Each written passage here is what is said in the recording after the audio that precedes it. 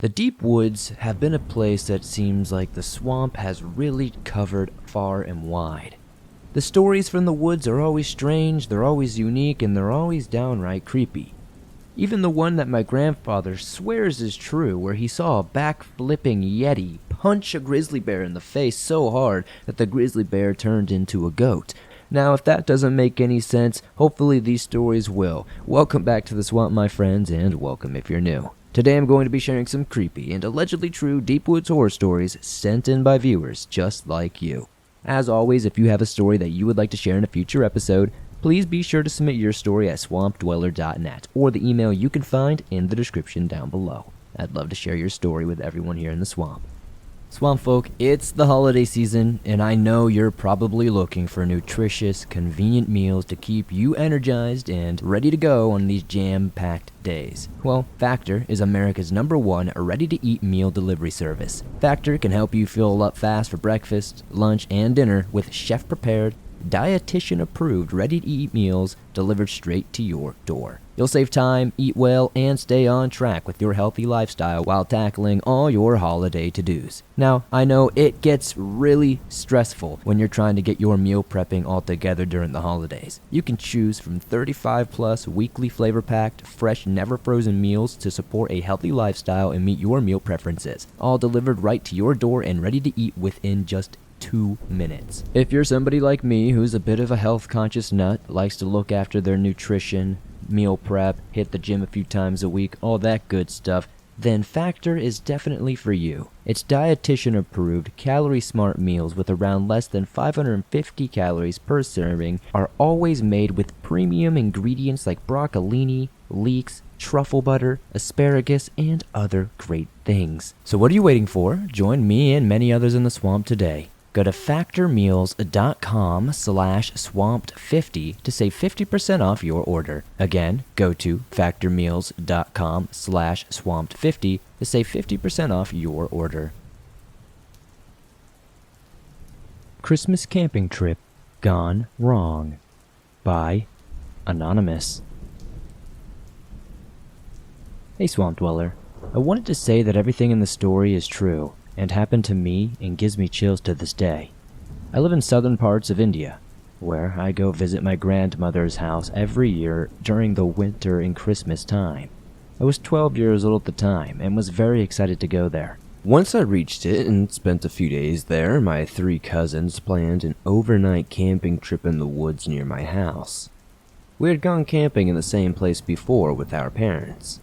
It was fun, so I was excited to do it again. In the afternoon, we left carrying tents, sleeping bags, torches, and other necessities we would need. We went deep into the woods at this point. We decided on a place to set up our tent. After we set up our tent, we decided to go to a famous waterfall in the area that people often visit. Keep in mind, I also had brought my dog at the time, a 2-year-old German Shepherd, and my 3 cousins were at the ages of 15, 14, and 17. So, I was the youngest. We left to see the waterfall and followed a well-marked trail in the mountainy woods. We reached the waterfall and spent some time there, sitting on a vast tree log playing Uno to keep us entertained. Before we knew it, it was getting dark and we decided to go back to our tent to sleep. It was a 5-person personal tent, so it was big enough for all of us, including my dog. But it was already dark when we returned to our tent. We turned on our flashlights and headed back on the trail. Soon after we started from the waterfall, the path split into 2 tracks. We had been here multiple times and didn't ever remember being 2 routes. But we did pick one and continued walking. 5 minutes later, my dog started acting scared and was whining. Soon after that, the woods went utterly silent. It was almost instantaneous. This creeped all of us out, and I felt like I was being watched and felt like there was this insane sense of dread enveloping me. We kept walking back, slightly faster though. As soon as we started walking back, I could have swore I started hearing a whistling sound coming from behind me every so often. At one point all of us looked, but the whistle sounded very faint and from very far away. It creeped me out, but I didn't think much of it. Around a minute later, I heard the same whistle again, but this time it sounded a lot closer and a lot louder. When I looked back, we saw a pair of glowing yellow eyes, and we pointed our flashlights at it. It seemed to disappear upon the light hitting it. My dog at this point started sprinting, and so did me and my cousins. It felt like I ran for hours before we finally saw our tent and quickly got inside. We were all terrified of what had just happened. We had no idea what we just encountered. We all tried not to make a noise and fall asleep. I was terrified and still felt like I was being watched, and I couldn't fall asleep at all. And I just remembered that the tent was old and had a couple of small holes here and there. What seemed like an hour later, I heard footsteps outside the tent, sending shivers down my spine as it circled our tent. After making a full circle, I noticed it stopped, and I decided to peer out one of the small holes in the tent. What I saw, to this day, still gives me nightmares. I'll describe it the best I can, and I guess this is how I can describe it. It was very tall. It was some sort of creature with long arms. I assumed it was at least 7 feet tall. It had antlers and huge claws covered in a red liquid, what I presumed to be blood. It had sharp teeth and glowing yellow eyes. It stood on 2 legs like a human. I froze. I could barely breathe.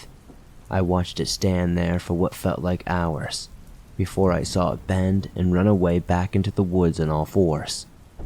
As soon as the sunlight was visible and I knew it was daytime, my cousins and I quickly packed up our stuff and got the heck out of there, terrified.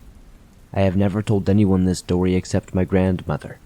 The scarier part is that 3 months later, a group of 3 people were declared missing in that same forest. Only one of their corpses were ever found.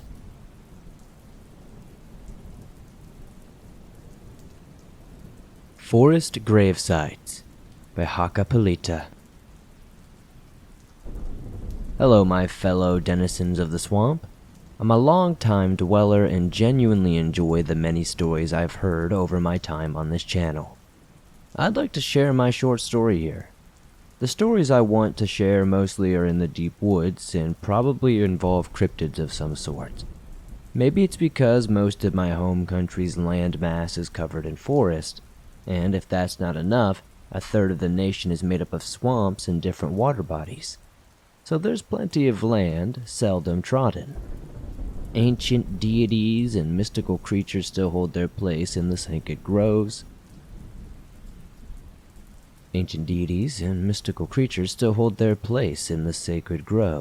Amongst glacial erratics and in our folklore. Forests have always been a source of life, security, and protection for our people, and we highly respect them. Even the city slickers feel at home in the woods and look for strength from them. If you visit any city in my country, you'll see many parks and woods even in most urban environments, and get fresh air poisoning at the airport. Our forests also hide plenty of other things. One of these things are forest gravesites. Mind you, we have plenty of scary things here. Brown bears, wolves, bobcats, moose, and other critters that could definitely destroy you. Yet, the most challenging thing I've ever seen was either that time when I saw a moose, or its back end at least, disappearing into the spruce trees 10 meters away from me. Or when my dad decided to follow me on a bike when I went to tend to my duties and scared me to get a funny picture. It's too bad he aimed the camera too low, so my near-death experience face after getting scared with a loud snarl didn't get immortalized. I don't know if this story is particularly scary or anything, but it definitely was strange. I've been working as a caretaker for one of these grave sites since I was a preteen. The site itself is simple. A single tall concrete headstone with almost completely faded text and a small decoration added some years ago. A small patch of grass stretches out from both sides of the stone. I'd clean the site, plant new flowers, and maintain the area through the summer so tourists can visit it. I've noticed over the years that the atmosphere there can be very different. Usually it's quiet and calm. You can see a long distance between the tall pines. It's quiet because the nearby birds have been startled into momentary silence. But a few times, I've felt quite heavy when visiting this area. Like there was this burden on my shoulders. You ever get that feeling like somebody's watching you and you just can't see them, but you know somebody's watching you? It felt like that, but somebody was watching me from the trees, forcing the animals to remain silent. That typically calming sight of tall pines and good visibility feels uncomfortable because you can't see what's causing the heavy feeling. Now these graves are a remnant of our Independence War, belonging to the soldiers from the invading country. There's plenty speculation about how they came to rest there, but the first victim of war is always the truth, so I won't speculate. I just know these men have been denied their resting place in their homeland or even on holy ground, and their families lack closure, so maybe that's why there's sometimes such an uncomfortable feeling there. Nonetheless, I soldier through the feeling and do my work. The sense of relief when leaving that area was honestly palpable. Like a large boulder falls from my shoulders and I feel much lighter. Afterward, I feel sorry for those young men who died so far away from home, never to see their home again, even if they were an invading army. Like I said, it's not particularly the most scary event, but it is unsettling and strange in its simplicity. Satanic Teenagers Stalked Me in the Woods by Anonymous. It was the fall of 1986. I was 23 years old.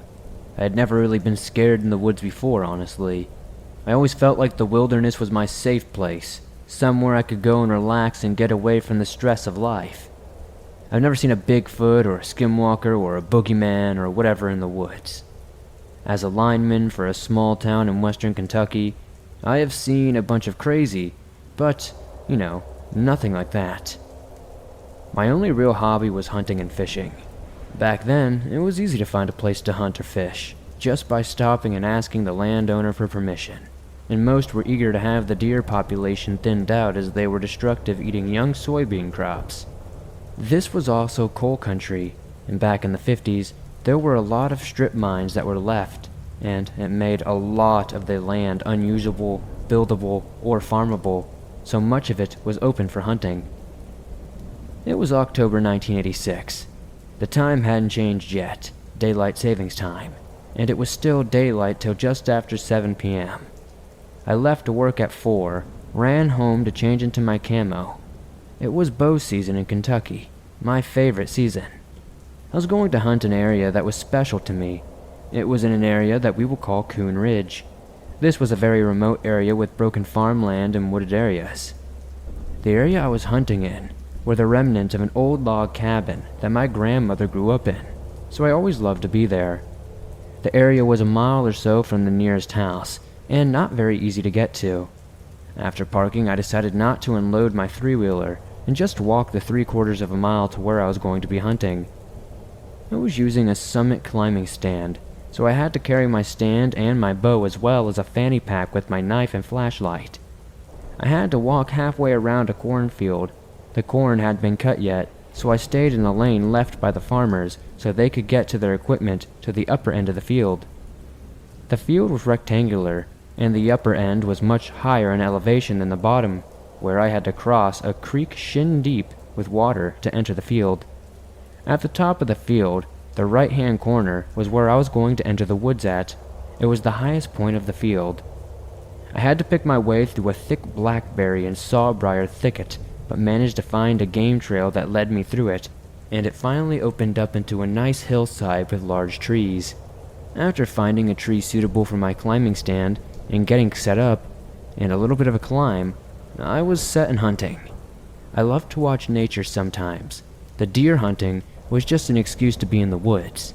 As a lineman, I had no fear of climbing high, so I would get as high as I could.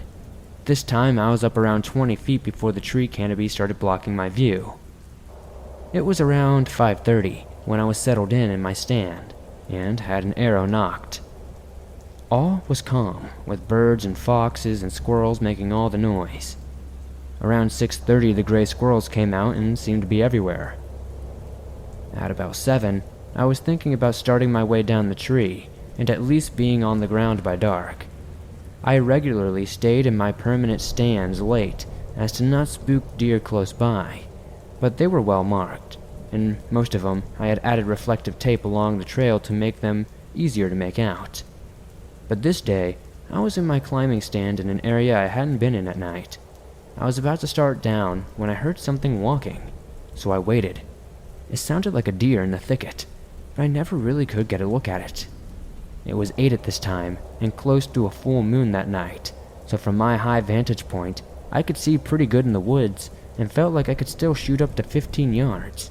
But it was after shooting hours, so I started down.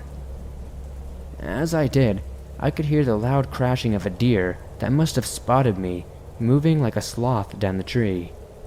On the ground, I quickly secured my stand and bow and looked in the direction of the way I had came in, and turned on my flashlight. Now, as some of you probably know, the woods look so much different at night, especially in the dark, and sometimes it's downright foreign when you turn the flashlight on. It's not bad in mature woods with no undergrowth, but I was walking into a thicket. I walked along the edge of the thicket for a while, trying to find the trail. I could not find it. I was having no luck. It was almost 9 now, and I was ready to get out. So I started finally picking my way through the thicket, keeping the moon on my right shoulder, and finally, I came out into the field about 25 yards away from where I went in. As I stood there, picking the thorns out of my hands and legs, thinking the adventure was over, I surveyed the lane around the field, and in the light of the pale moon, I saw it. Now, when I walked in, I came up the left side of the field around 200 yards to the end, and then turned right, and walked another 100 yards from where I was. It was on higher ground, and I could see around the field where I came in. When I walked in there was nothing on the trail. I hadn't heard any equipment or ATVs, so I was shocked to see something in the trail, and not something small. It looked like it was 6 feet wide and 6 feet tall, just standing there about halfway up the field trail. It was the only way out, so I never hesitated. I started walking back to where the trail turned. Whatever it was standing there. Hoping it was just a strange shadow, but it ended up not being that. I grabbed an arrow from the quiver, remembering my knife was in my 3-wheeler. I walked fast and never broke stride. 100 yards away and it did not move or make a sound. I have walked loudly straight toward it for 200 yards. It's really there, in my trail, blocking my only way out, is what I thought to myself. As I got closer, I could make out what it was. It was 2 people, standing side by side, and this unnerved me even more. Why the hell would anyone be standing out here at 9:15 p.m., at 40 degrees, in the dark? Nobody should be here. I keep walking, 20 yards away, and I see that this is a man and a girl, maybe 20 years old. 10 yards away, and I'm walking towards them, but they're still not making a sound. And they just stood there. When I got about halfway to them, I kind of expected them to jump on me, but they never moved. I said, "Kinda cold tonight, isn't it?" But they never made a sound. They never moved. I just kept walking. I turned to keep an eye on them. I thought, okay, this is it. They never turned around, never even moved their head. I crossed the creek and another 100 yards I made it back to my truck. For some reason, I was even more uneasy approaching my truck. It was just so quiet. All I could think of was someone was waiting to ambush me. So I kind of eased up on it very quietly and watched it for about 3 minutes before I approached. It seemed fine, so I headed back to my truck. As I left, I tried to figure out how they got there, but I never saw another vehicle. I tried to put it behind me, but the next day at work during lunch, I was going on a run to get some food and noticed all 4 of my tires in my truck were low. After inspecting them, they all had about 10 to 15 roofing nails in them. Someone tried to sabotage my truck. I had to put entirely new tubes in them when I got home. Something odd was going on in those woods, and after that, it always felt like someone was watching me when hunting this area. I never hunted it again, alone, and never parked off the main gravel road, and never found out who the 2 young people were. We never came across any evidence of pot or any other drugs all the years we hunted it. So, your guess is as good as mine.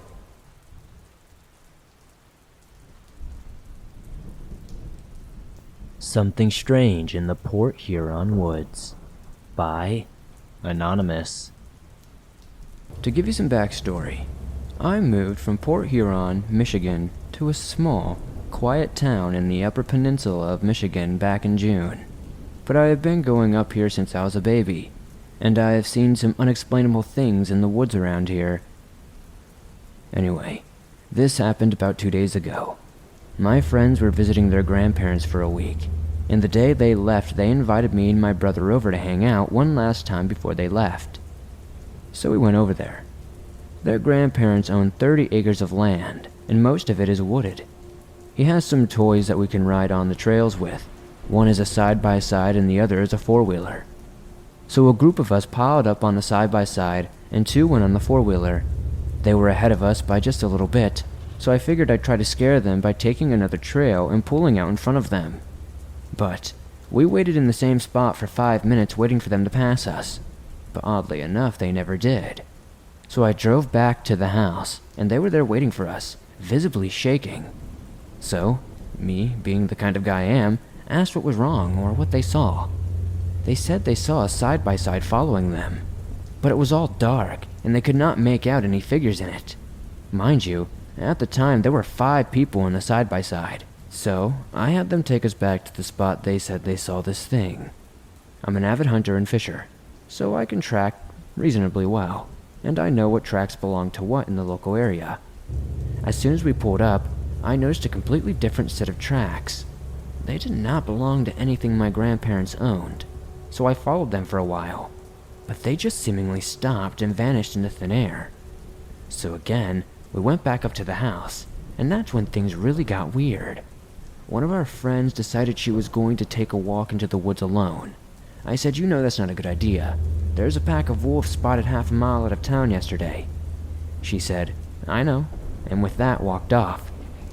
I decided to follow her along with a group of her brothers and sisters. As we rounded the first corner, she was gone. And I mean gone, like disappeared into thin air gone. I followed her footprints, but they stopped abruptly, and that's when I got nervous. I've been listening to the Swamp Dweller channel for a little over a year, and I know not to go in the woods alone. So I went back to the group on the trail. As we turned to walk the other way, there she was, standing right there. Scared the absolute hell out of all of us. Then she said a name I will never forget. She said, "Francis." Apparently, there was a guy who lived in this house some years back. He killed himself there, and his name was Francis. Apparently he's been stuck at this property ever since. I'm not so sure if it's scary, but it made me uncomfortable in that situation. Sorry if it was kind of long, but I hope you enjoyed reading it. I'm sure I'll be writing to you again in the future.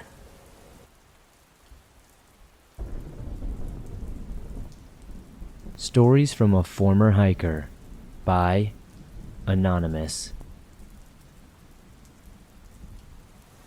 Way back when I was in my mid-20s, in the late 1980s, I used to be a hardcore camper and hiker. But given that my home state of Rhode Island is like the size of a postage stamp, relatively speaking anyway, I exhausted a lot of the more local campgrounds quickly and began to look for something a little wilder. I'd heard a lot of great things about the Appalachian Trail, how hiking was a badge of honor for a lot of people who shared my passion for the outdoors. My uncle, on my dad's side, had hiked the whole thing over the course of a summer back in the 50s. He had never shut up about it. Whenever he would see me, he would just talk about it and bring it up, and the subject of hiking came up all the time. He made it sound magical, like there was true wilderness out there, just waiting to be explored. And so, I made up my mind to mimic the journey my uncle took over one summer.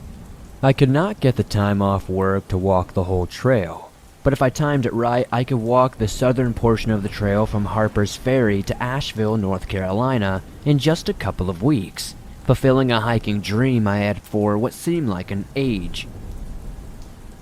Then, in the summer of 1989, I traveled down to Harper's Ferry by bus and by train with all my hiking and camping gear on my back.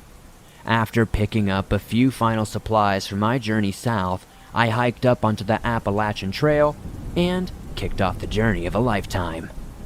The first few days were tough, but I got used to the level of strain quickly, and I'm telling you, I've never been as hungry or tired as I was on those first few nights up in the Appalachia.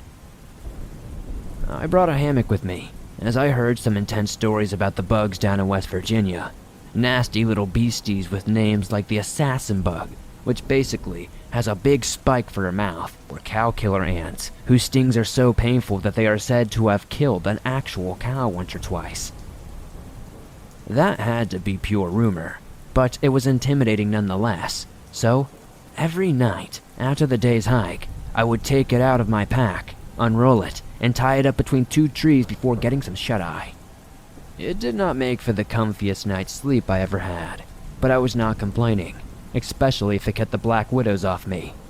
But since I was out in the woods, most nights without cover, every little hoot or squawk from nocturnal animals would wake me up. It was irritating, sure, but it was part and parcel of being out and bonding with nature.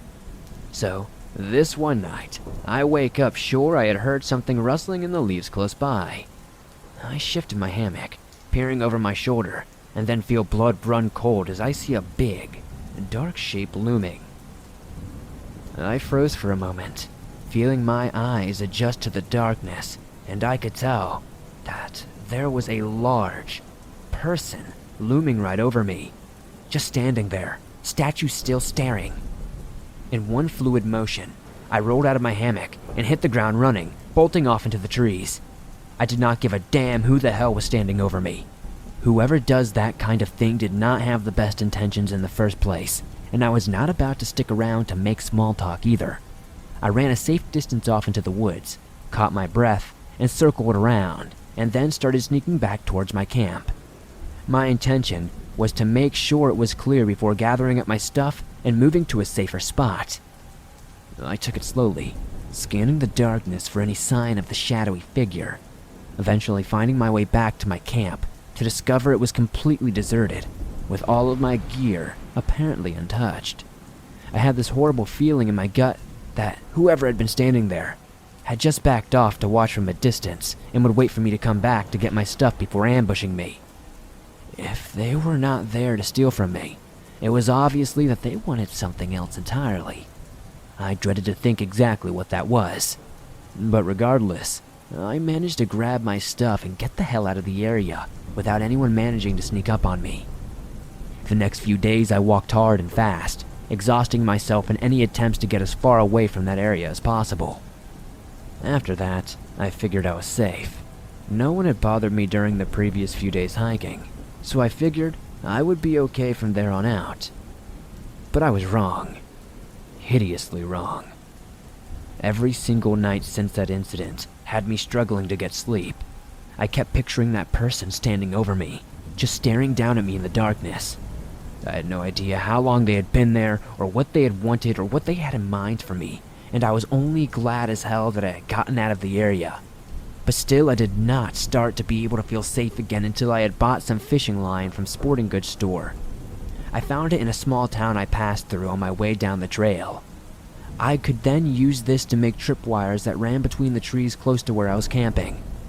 There would be a couple of empty cans of beans strewn together, and whoever snagged their foot in wire would make them clink together, alerting me to their presence. I had one big scare when a fox snagged the line and I rolled out of my hammock with a knife, ready to take on whoever was there, only to see the furry little guy scurrying away in the midnight. I did end up laughing to myself about that one, and after that, I stopped sleeping with a knife in my hand, because all it would do was take one slip and I would have, obviously messed myself up, and I would be in a world of trouble. About a week went by and I had just about gotten over the whole shadowy figure in the night incident. I had to be about 100 miles away from where it had taken place by now, and I had no trouble on any of the other nights, save the incident with the fantastic Mr. Fox that about scared the hell out of me. So, with the help of my little tripwire alert device, I had just started being able to get to sleep without any trouble again.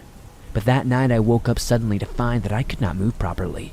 I could not bring my arms up at my sides at all, and the material from my hammock seemed to be pushed up right into my face. I was cocooned by it, like the fabric was wrapped around my entire body. This had only just registered in my half-awake brain when I heard fabric snapping. Then boom! I hit the dirt, very hard, completely knocking the wind out of me. I had no idea what the heck was going on, struggling to break out of the hammock, only I could not. This is when I felt the hammock being dragged across the forest floor. Then it hit me. Whoever this was dragging me across the ground and had bundled me up in my own hammock with cord. They then cut me off the ropes and then are dragging me off to God knows where. I screamed at the top of my lungs for whoever it was to let me the hell out of there, but no one responded. All I could hear was the sound of the hammock's fabric rustling against the forest floor. I knew I had to think fast, or whatever was going on would not end well at all. As I said, I had stopped sleeping with my knife in my hand, or nearby me in the hammock, because that was just an accident waiting to happen. So I had obviously nothing handy to cut through the material or to make any escape. Or so I thought. In a flash, I had an idea. A few years back, my dad had gifted his old wristwatch to me. It was a reliable old thing, but I had just one complaint about it. The little latch thing that kept it tied to my wrist was torn with age, and was a little sharp from the years of use.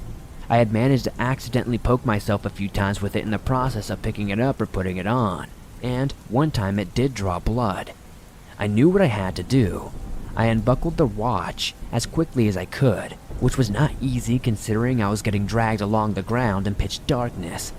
And managing to pinch the sharp clasp between my thumb and index finger was even harder, but still I managed it, and when I did, I began to rake it against the fabric of the hammock. It was just as effective as cutting canvas as it was cutting skin, and although it took a good few tries, it did not take long until I was able to see a subtle glow of the silvery moonlight from the other side. I kept cutting, as quickly and quietly as I could manage, until there were so many cuts that I could rip myself out of that canvas cocoon like some terrified newborn bursting out of a womb. You'll have to excuse the analogy, but in retrospect, that is exactly what it seemed like. I was born again that night. I got a second chance at living. Escaping that hammock meant life, because I know that staying in there would have meant death. For the second time in about 10 days, I found myself bounding through the dark woods. Only that second time, the terror in me dwarfed what I had felt the first time around. I don't even know how I managed to escape.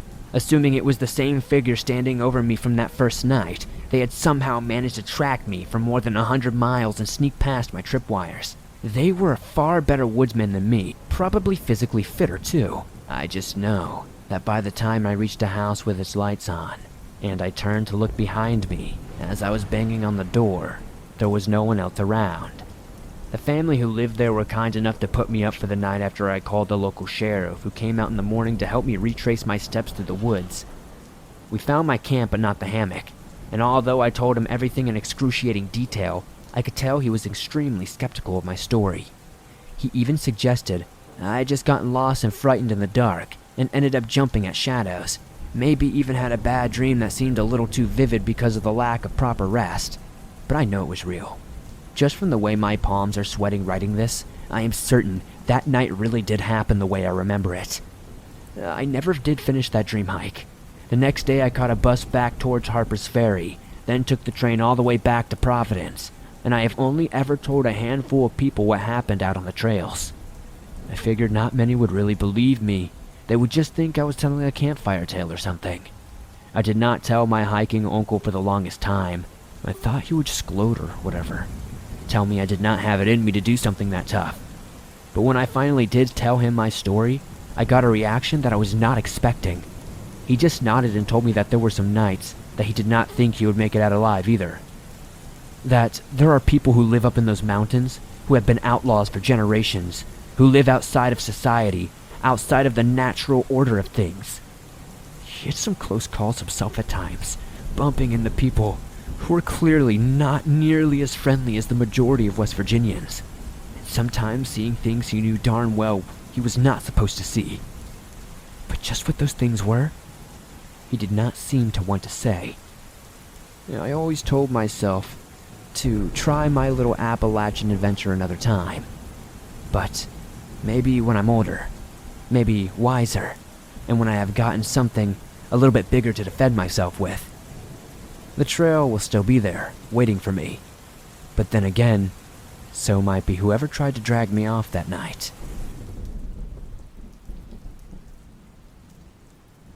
Thanks for listening to these creepy and allegedly true deep woods horror stories that'll freak you out tonight. If you enjoyed these stories, be sure to elbow that like button in the face so it knows you mean business. Be sure to subscribe if you're new. Be sure to turn on those notifications so you don't miss a new episode. I upload them multiple times a week on all things natural and supernatural. If you have a story that you would like to submit and potentially be shared in a future episode, be sure to send it in at swampdweller.net or the email you can find in the description down below. You can also submit it at Reddit at r/thedarkswamp. I'd love to see your story. If you're on the go but don't have YouTube Premium, but you still want to download and listen to your favorite Swamp Dweller scary stories no matter where you are, you can download them absolutely free from Spotify, Apple Podcast, Google Podcast, and pretty much anywhere else you find your favorite podcast online. If you made it to the very end, I would love to know what story tonight was your favorite. It helps me pick better stories in the future, and it's nice to know what you're enjoying. If you made it all the way to the end, the code word for today is rusting tree. Be sure to use that in your comment down below to confuse anybody who didn't get to the end. I'll pin the funniest one at the top as always, and thank you guys so much for supporting the swamp the way you do. I couldn't do this on a daily basis without you guys.